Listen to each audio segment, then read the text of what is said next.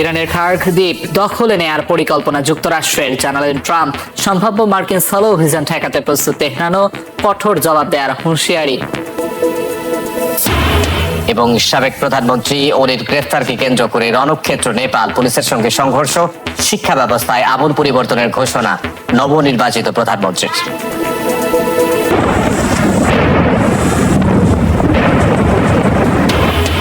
ইসরায়েলের শিল্পাঞ্চলে ক্ষেপণাস্ত্র হামলা, মধ্যপ্রাচ্যেও আঘাত, ইরানে আক্রমণ নেতানিয়াহু বাহিনীর, লেবাননে বিমান হামলায় জাতিসংঘের শান্তিরক্ষী নিহত। ইউক্রেনের রুশ হামলায় নিহত 5, আহত 14, বেলগরোদে পাল্টা আক্রমণ, কিয়েভের যুদ্ধে অবকাঠামো, অর্থনৈতিক সক্ষমতা ধ্বংসের প্রতিযোগিতা চলছে মত বিশ্লেষকদের।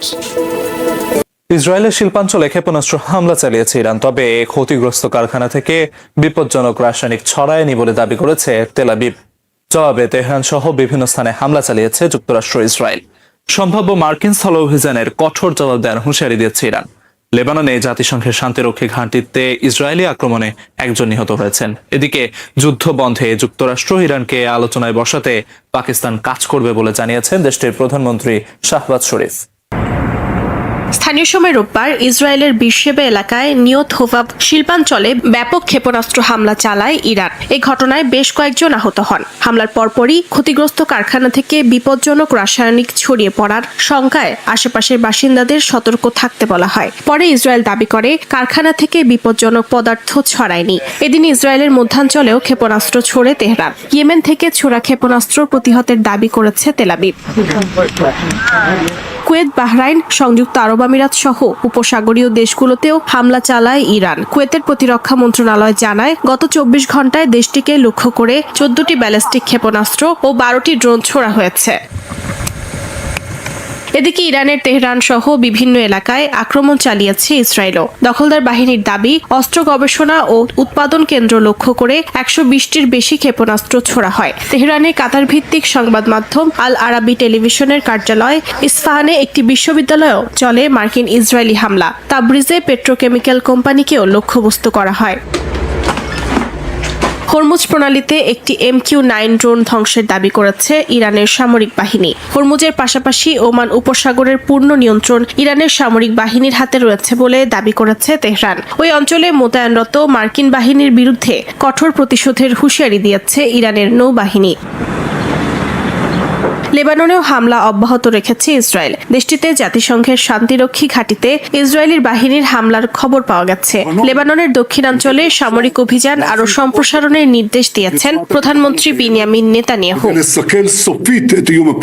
চলমান সংঘাত বন্ধে ইসলামাবাদে বৈঠকে বসেন পাকিস্তান, সৌদি আরব, তুরস্ক ও মিশরের পররাষ্ট্রমন্ত্রীরা। ইরান যুদ্ধ বন্ধের উপায় নিয়ে আলোচনা করেন তারা। রোববার পাকিস্তানের পররাষ্ট্রমন্ত্রী ইশাক দার বৈঠক ফলপ্রসূ হয়েছে বলে জানান। একই সঙ্গে শিগগিরই ইসলামাবাদে ইরান ও যুক্তরাষ্ট্রের মধ্যে গুরুত্বপূর্ণ বৈঠক আয়োজন করা হবে বলেও উল্লেখ করেন তিনি।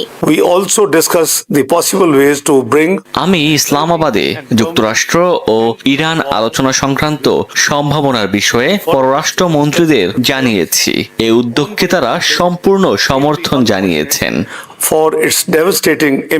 তুরস্ক ও মিশরের পররাষ্ট্রমন্ত্রীর সঙ্গে বৈঠকের পর একই কথা জানান পাকিস্তানের প্রধানমন্ত্রী শাহবাজ শরীফও।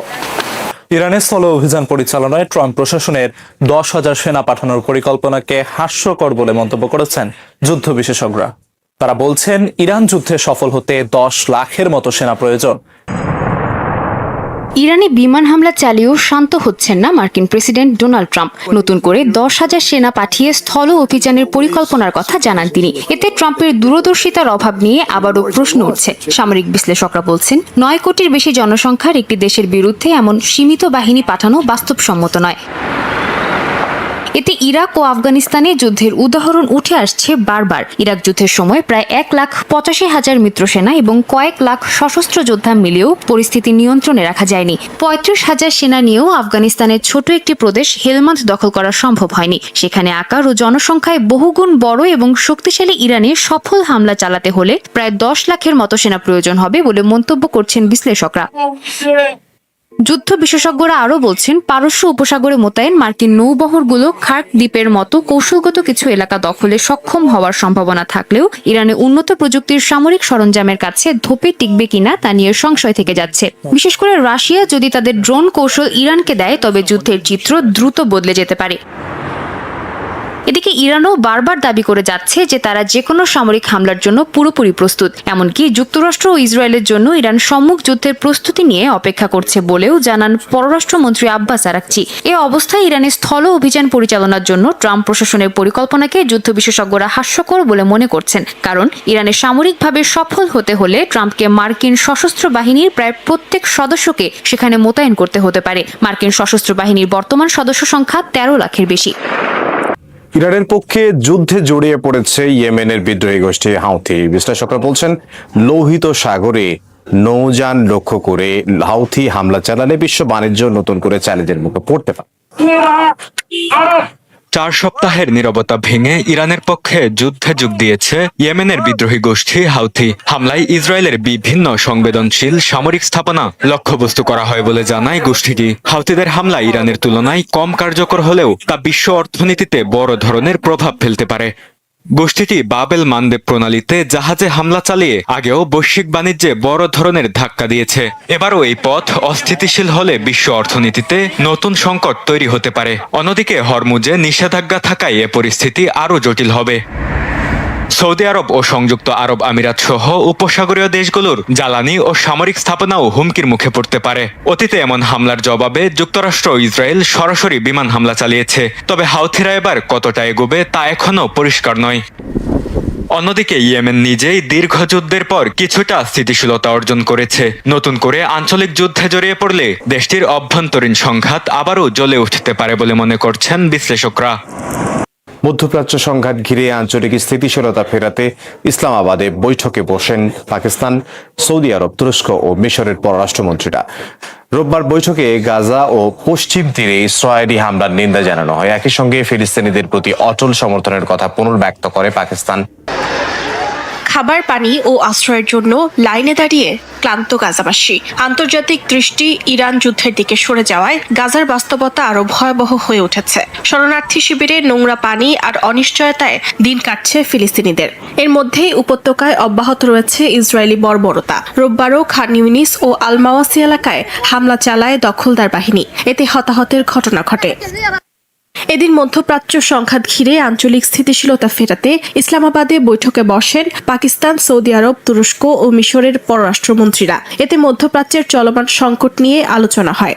আঞ্চলিক উত্তেজনা কমাতে তাৎক্ষণিক পদক্ষেপের প্রয়োজনীয়তাও তুলে ধরা হয়। পাশাপাশি পাকিস্তান স্পষ্টভাবে গাজা ও অধিকৃত পশ্চিম তীরে ইসরায়েলি সামরিক অভিযানের নিন্দা জানায়। বৈঠকে গাজায় মানবিক সহায়তা পৌঁছে দিতে মিশরের সক্রিয় ভূমিকার প্রশংসা করেন পাকিস্তানের পররাষ্ট্রমন্ত্রী। বিশেষ করে সীমান্ত পথে ত্রাণ সরবরাহ এবং আন্তর্জাতিক সমন্বয়ে কায়রোর প্রচেষ্টার কথা উল্লেখ করা হয়। চলমান সংঘাত কমাতে কূটনৈতিক উদ্যোগ জোরদারের উপর গুরুত্ব দেন দুদেশের পররাষ্ট্রমন্ত্রী। 2023 সালের অক্টোবর থেকে শুরু হওয়া গাজা যুদ্ধে এখন পর্যন্ত 72,000-এর বেশি ফিলিস্তিনি নিহত এবং প্রায় 1,72,000 মানুষ আহত হয়েছেন। অবকাঠামোর প্রায় 90% ধ্বংস হয়ে যাওয়ায় সাধারণ মানুষের জীবন হয়ে উঠেছে চরম অনিশ্চিত ও বিপর্যস্ত। ইরানের স্থল অভিযানের পরিকল্পনার খবরে তীব্র প্রতিক্রিয়া জানিয়েছেন মার্কিন আইন প্রণেতারা। ডোনাল্ড ট্রাম্পের এমন সিদ্ধান্ত অত্যন্ত বিপজ্জনক হবে বলে মত তাদের। ইরানে কয়েক সপ্তাহ ব্যাপী বড় ধরনের স্থল অভিযানের প্রস্তুতি নিচ্ছে মার্কিন প্রতিরক্ষা সদর দফতর পেন্টাগন। খবরটি প্রকাশ্যে আসার পর তীব্র প্রতিক্রিয়া জানিয়েছেন মার্কিন আইন প্রণেতারা। তাদের মতে প্রেসিডেন্ট ডোনাল্ড ট্রাম্প যদি যুদ্ধের তীব্রতা বাড়ানোর সিদ্ধান্ত নেন তবে এটি চলমান সংঘাতে বিপজ্জনক পরিস্থিতি তৈরি করবে। মার্কিন কর্মকর্তারা আরও জানান, সম্ভাব্য এই স্থল অভিযান কোনো সর্বাত্মক আক্রমণ বা দখলদারিত্ব হবে না, বরং এতে স্পেশাল অপারেশন ফোর্স এবং প্রচলিত পদাতিক বাহিনীর সমন্বয়ে অতর্কিত অভিযান চালানো হতে পারে। অত্যন্ত সংবেদনশীল এই সামরিক পরিকল্পনা নিয়ে গত কয়েক সপ্তাহ ধরে কাজ করছে ওয়াশিংটন। রোববার মার্কিন রণতরী ইউএসএস ত্রিপোলির নেতৃত্বাধীন একটি ইউনিটের অংশ হিসেবে আরও ৩,৫০০ মার্কিন সেনা মধ্যপ্রাচ্যে পৌঁছান। যদিও এর আগে ট্রাম্প সাংবাদিকদের বলেছিলেন তিনি কোথাও সেনা পাঠাচ্ছেন না। গেল এক মাসে মধ্যপ্রাচ্যে সংঘাতে বেশ কয়েকজন মার্কিন সেনা নিহত হয়েছেন। 7টি দেশে ইরানি ড্রোন ও মিসাইল হামলায় 3 শতাধিক মার্কিন সেনা আহত হয়েছেন। ইউক্রেনের বিভিন্ন অঞ্চলে রাশিয়ার বোমা হামলায় 5 জন নিহত হয়েছেন, আহত হয়েছেন অন্তত 14 জন। ক্ষতিগ্রস্ত বহুতল ভবন ও অন্যদিকে সীমান্তবর্তী বেলগরদ অঞ্চলে ইউক্রেনীয় ড্রোন হামলায় 1 জন নিহত হয়েছেন বলে জানিয়েছে রাশিয়া। স্থানীয় সময় রোববার ইউক্রেনের দোনেৎস্ক অঞ্চলের ক্রামাতোর্স্ক শহরে গাইড বোমা হামলা চালায় রাশিয়া। এতে বেশ কয়েকজন হতাহত হন, পাশাপাশি ক্ষতিগ্রস্ত হয় কয়েকটি বহুতল ভবন। কিয়েভের গভর্নর অভিযোগ করেন বেসামরিক এলাকাগুলোকে ইচ্ছাকৃতভাবে লক্ষ্যবস্তু বানাচ্ছে মস্কো। ওরেসায় মাতৃসদন ও শিক্ষা প্রতিষ্ঠানে হামলায়ও হতাহত হন কয়েকজন। পাল্টা জবাবে ইউক্রেন ও রাশিয়ার অভ্যন্তরে হামলা জোরদার করে। বাল্টিক সাগরের উস্তলুগা বন্দরে ড্রোন হামলায় আগুন লাগার ঘটনা ঘটে। ইউক্রেনের নিরাপত্তা সংস্থা বলছে এই হামলা রাশিয়ার জ্বালানি ও রফতানি সক্ষমতা দুর্বল করার কৌশলের অংশ। সীমান্তবর্তী বেলগোরদ অঞ্চলেও ইউক্রেন ড্রোন হামলা চালায় বলে দাবি করেছে রাশিয়া। জবাবে ইউক্রেনের দিকে 442টি ড্রোন ও একটি ক্ষেপণাস্ত্র নিক্ষেপ করে রুশ সেনারা, যার মধ্যে 380টি ভূপাতিত বা প্রতিহত করা হয়েছে বলে দাবি কিয়েভের। যুদ্ধ এখন দুই পক্ষের অবকাঠামো ও অর্থনৈতিক সক্ষমতা ধ্বংসের প্রতিযোগিতায় রূপ নিয়েছে বলে মনে করছেন বিশ্লেষকরা।